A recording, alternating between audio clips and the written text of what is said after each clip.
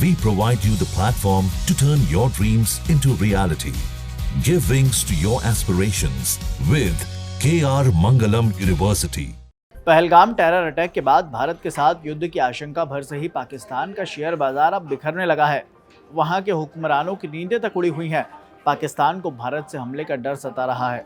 वहां की शहबाज सरकार के मंत्री ने दावा किया कि भारत 24 से 36 घंटे के भीतर पाकिस्तान के खिलाफ सैन्य कार्रवाई करने की योजना बना रहा है। मगर अब आलम यह है कि खबर लिखे जाने तक पाकिस्तान का शेयर बाजार 2640 अंक तक लुढ़क चुका था।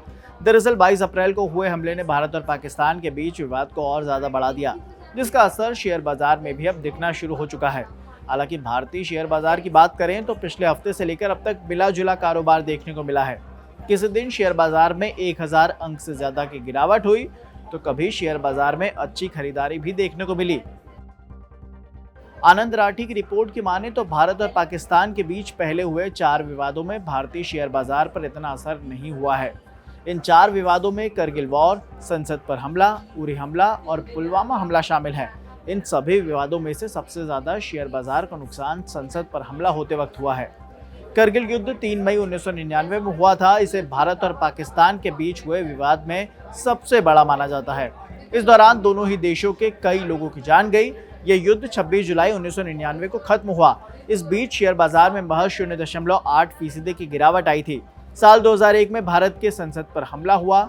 इस आतंकी हमले ने लोगों के बीच गुस्सा काफी बढ़ा दिया। दिसंबर 2001 से अक्टूबर 2002 तक अर्थव्यवस्था को प्रभावित किया। इस दौरान शेयर बाजार में 13.9% की गिरावट आई। साल 2016 में उरी हमला हुआ। इसके खिलाफ सर्जिकल स्ट्राइक किया गया।